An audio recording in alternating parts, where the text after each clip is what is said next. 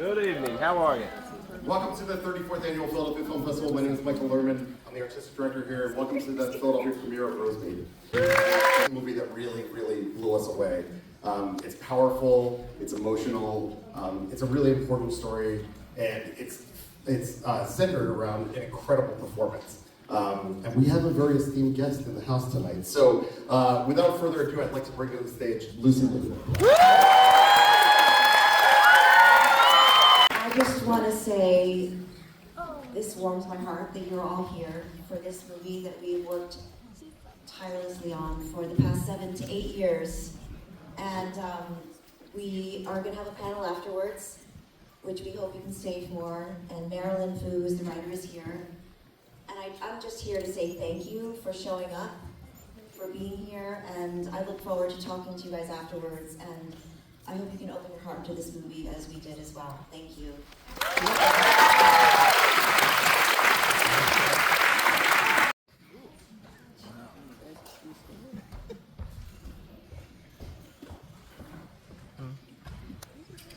Good evening. When we first saw this film, we knew that it was anchored by one of the most incredibly complex and smart performances we've ever seen. And so for her dedication and her vision and her artistic intent with this movie, we'd like to present the Philadelphia Film Festival Artistic Achievement Award to Lucy Liu.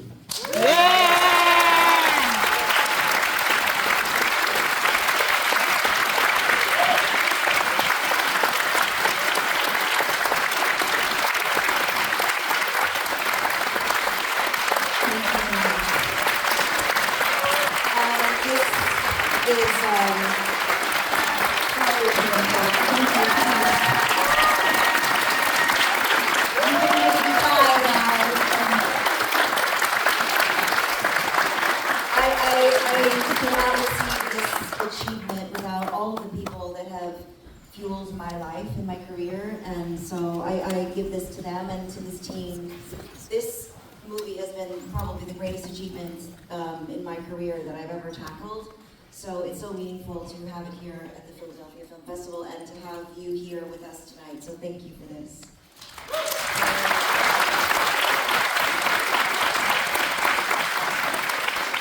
I'd also like to welcome to the stage to do a Q&A with us, writer Marilyn Fu.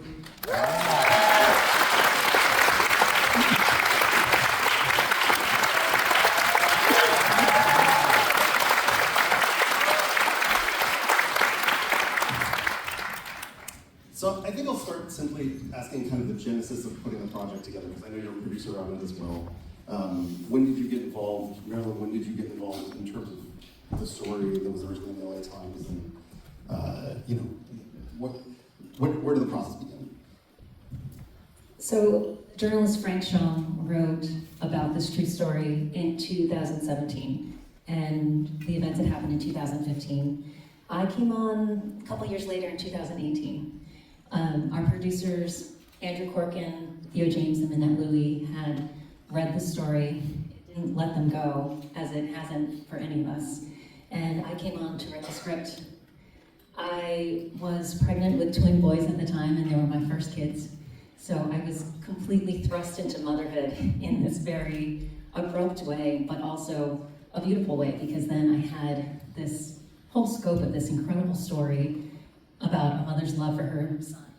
And it was really resonating within me very deeply. But even when I watch the film now, so much is revealed, I think, about this relationship in a universal way, that I still find these moments that bring me back to that first kernel of story. Just how do we love our children, and we love them as fiercely as we can. At what point did you get involved with it? Did you come on as a producer? Did you come on? Andrew Corkin read this article in the LA Times, and he was the one who couldn't quite let it go, as Marilyn said, and so he and Theo James bought the article and then brought Minette on, and then Marilyn, and then Eric, who is mainly known as a cinematographer, and then they came to me with the script. And it was a very difficult read, and it was it brought so much heartbreak reading it, and also knowing that it was a true story was worse. Right. And I think that in some ways, though, if this wasn't based on a true story, no one would really believe it. They would think that we've taken it too far, this is so extreme, and I mean, people would probably walk out and be somewhat disgusted by it. And I think the clarity for me was really to show the love between the mother and the son, and what she's done obviously is somebody could easily say it's monstrous, but she's coming from a loving place and a place of loss before she's even lost him. I think I can probably speak for everyone in this audience where we admire the incredible range that you've had throughout your career. Your ability to toggle between comedy and drama, between things that are very serious, silly or very serious, things like this. Is preparing for this different for you than preparing for other things, or is it at some point it just becomes a role and it's about getting into the role and the same methods that you've used? I mean, I think that comedy and drama are on the same line, and it just depends on how you're balancing your body in terms of the line, because a lot of times when it's very serious for the actors or for the for what is being displayed on screen, it's funny for the audience, right? And I think this obviously goes in the other direction, and it's a story that we wanted to bring to light. But for me, it starts with the script and with the language, and this is really, I've done episodics, which is television shows, guest stars, speaking Chinese, but this is the first time I've ever really fully immerse myself in a lead role in this way, and it really, I had to kind of immerse myself in that world and allow for this character to be loved by the audience, and that's I mean, hopefully that's the case, but she is doing the best that she can, and so I really was thorough with the physicality of her. Because even though she looks frail or is frail physically, inside her inner strength is just unmatched. And careful the wording is. I'm curious, to Marilyn, a lot of the stuff with the kids especially feels very naturalistic. Is it carefully scripted? Is there kind of improv there? Is it, do you feel like it's exactly what you wrote on the page? Or how much is brought to it afterwards? Well, I think with any script, you think of it a living document. It starts from Frank's article. I'm sort of an investigator, and I'm looking at all the facts. I'm looking at the fact that we knew Irene had a degree in graphic design. We knew that Joe loved to swim. There are these little details that make them human, and so you're crafting the characters and the story to the best of our ability. But this changes, and you discover things, and especially with Lucy coming on to embody this role,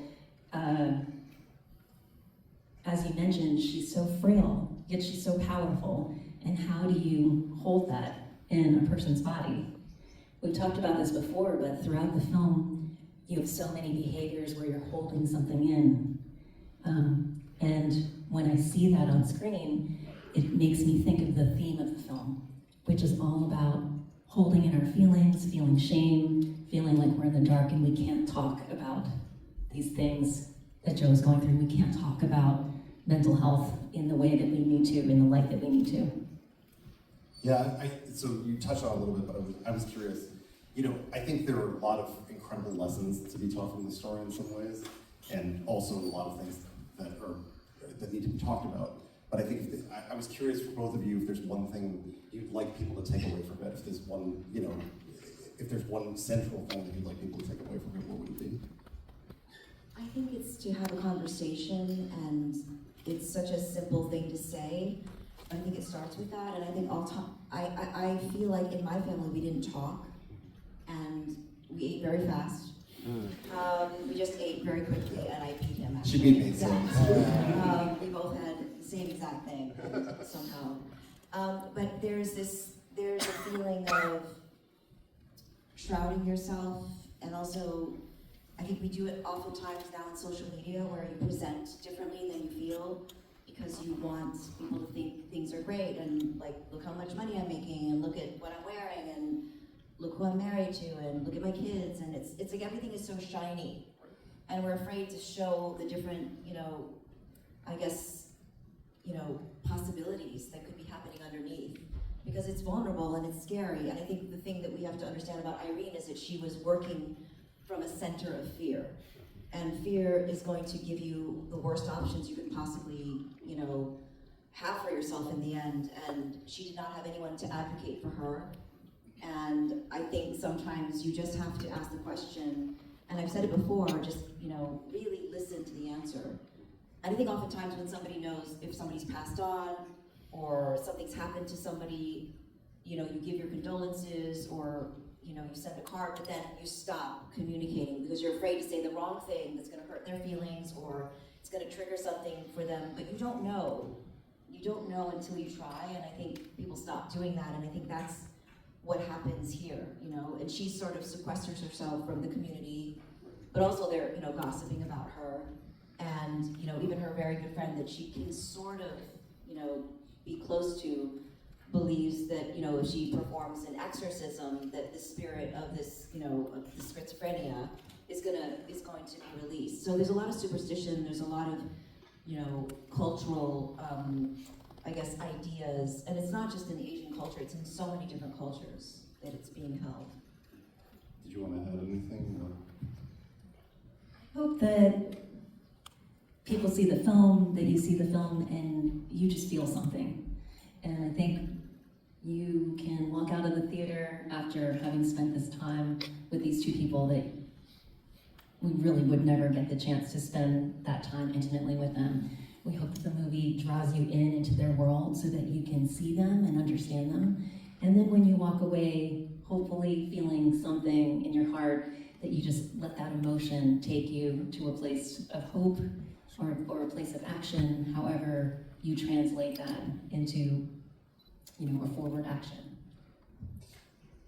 You mentioned fear, and I can't imagine the strength it takes to tell the story you're going to set every day to work on this, to get up and write it.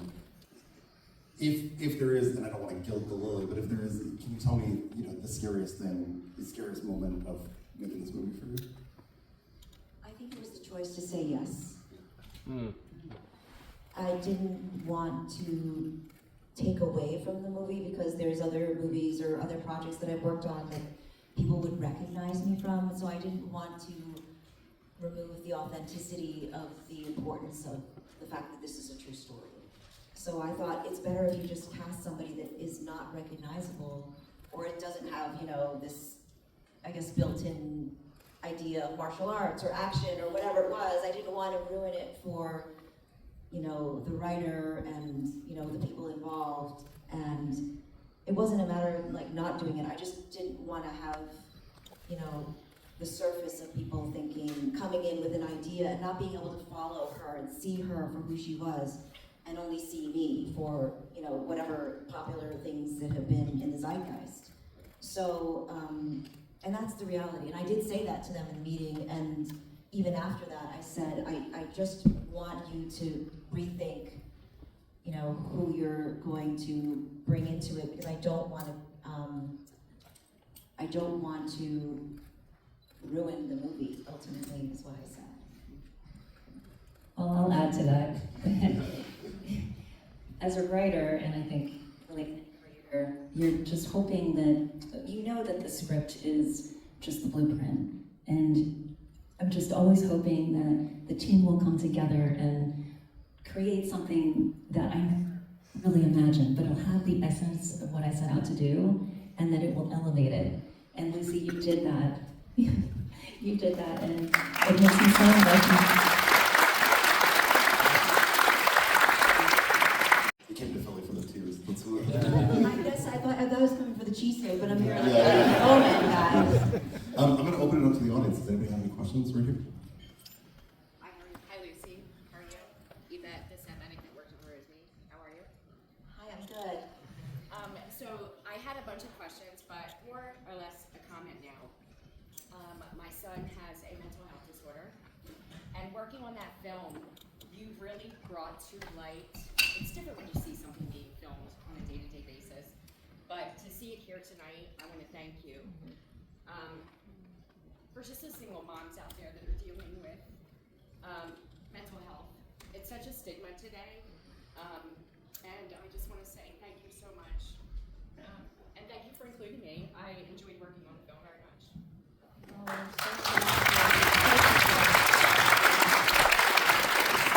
There's a stigma attached to it, and that's the thing that we have to break down. I mean, there probably will always be a stigma, but we can widen the parentheses. Irene?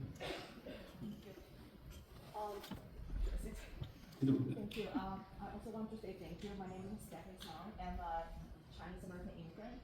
And actually, the major reason why I came to this country is because I have to have a nursery with my heart have schizophrenia.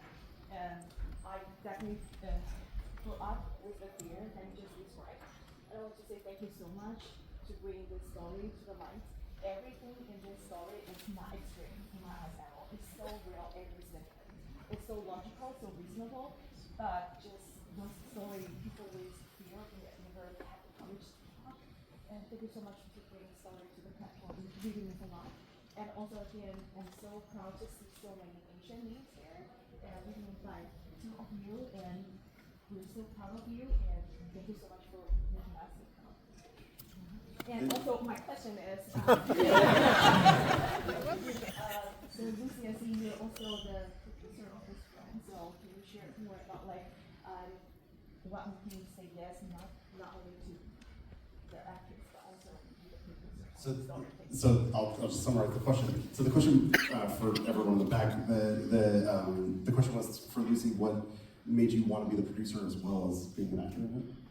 This movie was very difficult, I'm sure you can imagine, to finance. There were not a lot of people that wanted to put their money behind it. I think we had 16 to 18 financiers giving however much they could. This is not a story that necessarily will make money. And normally in this business, you give money to make money. That's why you do it. And I think that our stories are not told as much. I think there's so many fun stories that can be told.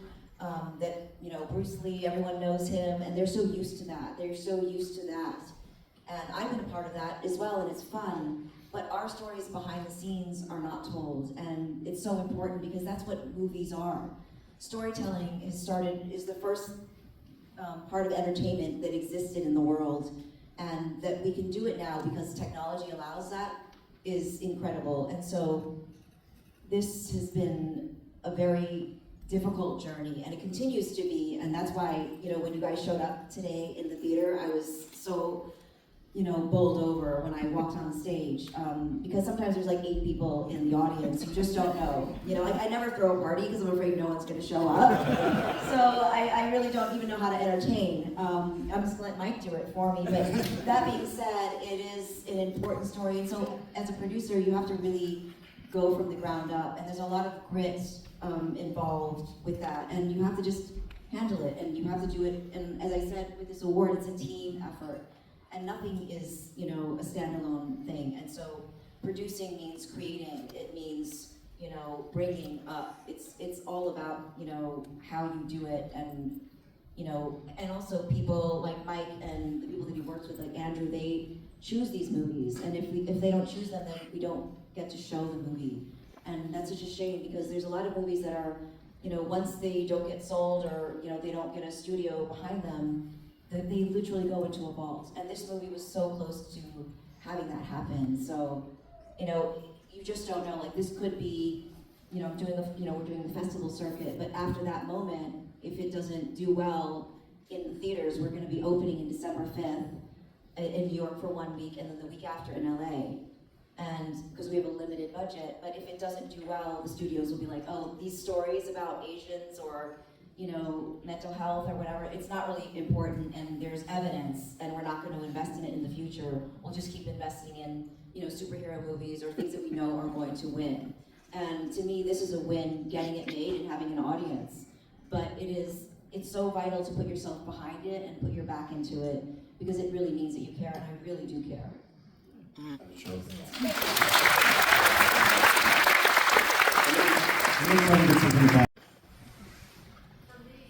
this movie showed your main actor. Because as a Sherlock Holmes freak,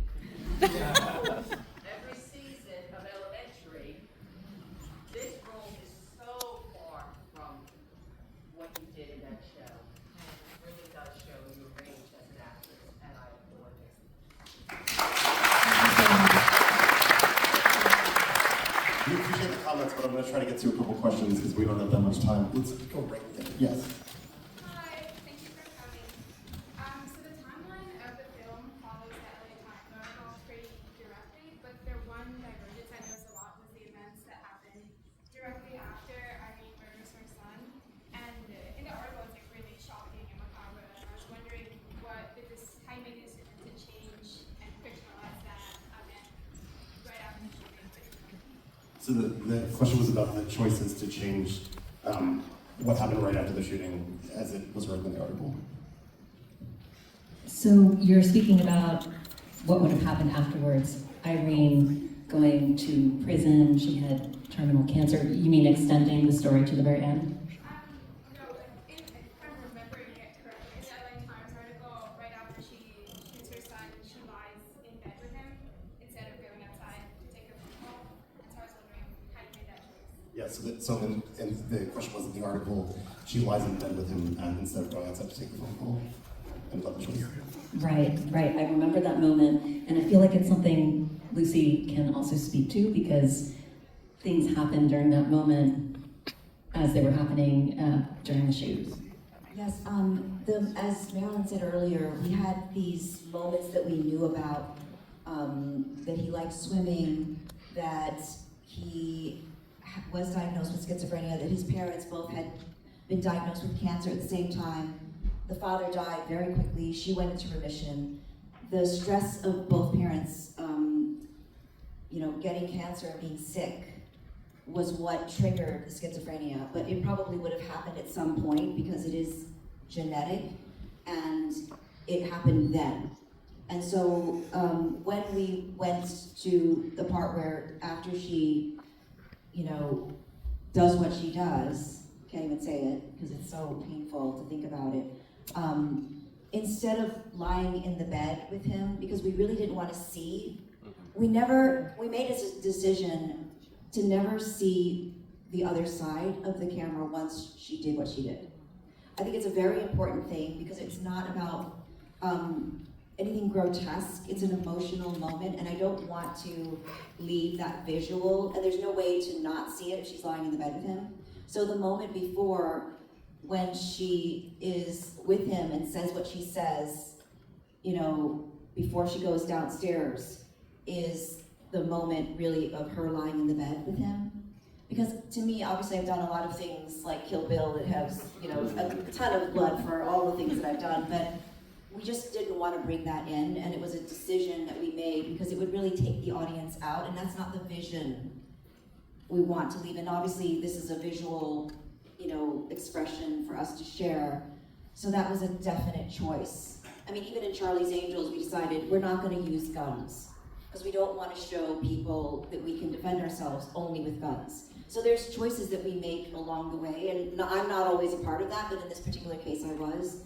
So we followed the story and filled in a lot of blanks. I mean, there was a lot of detective work done on Marilyn's part to fill in what could have happened. But he was homeless for a long period of time. He was turning 18. I mean, her cancer did come back. So we did the best that we could to bring the story. It's based on a true story. It doesn't have to be the true story.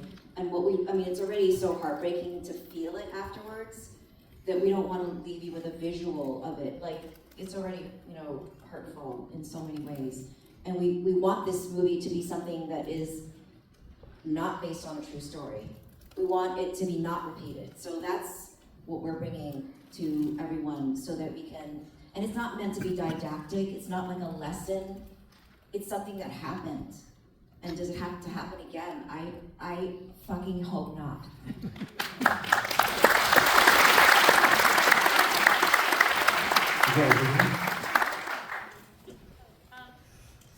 Question for both of you. I noticed that Irene uses her native language of English to communicate with people. And I'm just wondering, do you guys have any insight or rhyme or reason behind maybe sometimes we chose to do that? I know that there's like societal situations where it made sense for her to speak English, but I just wondered if there was any character-driven aspect of that or script-driven aspect behind it all. So the question was, obviously, there are instances where she has to, but when Irene chooses to use Chinese and when she chooses to use English, and if there are character-driven aspects of that outside of just who she's talking to. So at the script stage, I'm just hearing my mom's voice and thinking about how she speaks to me, which is some things are in English and some things are in Mandarin. When she's angry, it might be in Mandarin. When she's being loving, and it might also be in Mandarin. Is this? It's working. So I was really just hearing her voice, but there is something I want to point out with the language, which is, and this came in the translation later on. There's a moment, well, there's several moments where Irene tells Joe, "I love you, you're my son." But there is one moment where the translation into Mandarin is, instead of 我爱你, which is "I love you," she says 我疼你. And there's this difference between tongue and I, and there is no English translation for the word tongue. It is a love that a parent feels for their child. It is a fiercer love, and the root of the word actually means pain. And so that wasn't me. I didn't write tongue in the script, but in the translation, this beautiful translation, it actually deepened the moment and used the language to say something even more profound. We have time for one more. I'm going to go right there. Yeah, in the page. Yep. So I'm a mental health practitioner and I'm also a Chinese American. I think this was really the film that I was looking for to understand my patients. And I think the thing I kept thinking throughout the film was that their world was so insular. It was so private. And there was really no way for the therapist to enter that world. It's like what she said when she said, "You may look Chinese, but that doesn't mean that you understand us." And I keep thinking about the statistic at the end where actually 30% of people recover fully from schizophrenia. 30% have moderate symptoms and 30% have chronic symptoms. And I just feel like not enough people know that. And how do mental health practitioners, how do you think they can enter this insular world? So the question was about the insular world that they lived in, having trouble as the mental health practitioner, kind of breaking that boundary. And if you have thoughts on how mental health practitioners can help more in this scenario. I think in this case, he was doing his best. He wanted her to come into the room. There's a lot of cultural stigmas, and I think that she does go into the room, but very awkward, very unwilling, and she gets a sneak peek into seeing how her son is outside of, how he is at home, which is, I think she's curious about it, but she's also terrified, but also comforted to see him kind of at peace. But also when he gets, stressed, it makes her feel uncomfortable, and she wants the doctor to fix it. And he does say to her, when she shows him those images that are very violent and she's concerned that he's going to hurt other people, that he tries to explain it to her, but because there's a language barrier, and even though he is Asian, he doesn't speak the language, and I think that there is a really big barrier there. Even when she goes to the doctor's office for herself, the doctor's telling her, this is, the only treatment we have left for you, and she's not quite understanding it still. She's not realizing the finality of how she's saying it and how it's being received. And I think there is a real deficit in the way that our health system works, and it's something that is ingrained in the story without a lot of exposition. But she should have been there with someone who could translate. There should have been a real dialogue with your common language. It's so important. It's very, very hard to really know everything. Even when you speak English and you go in and you hear something that you don't necessarily want to hear, you kind of just, your brain sort of shuts off. It's like you dissociate, and it's, that is the problem. And it's a conversation that we need to have in our community, in all communities, about that, because this isn't something that had to happen, and it did. And she was, obviously operating out of fear, but she was also operating out of ignorance. And you know this, firsthand. But this is why this story is so tragic. I think we have to wrap up, but I want to thank you both for coming and sharing the story.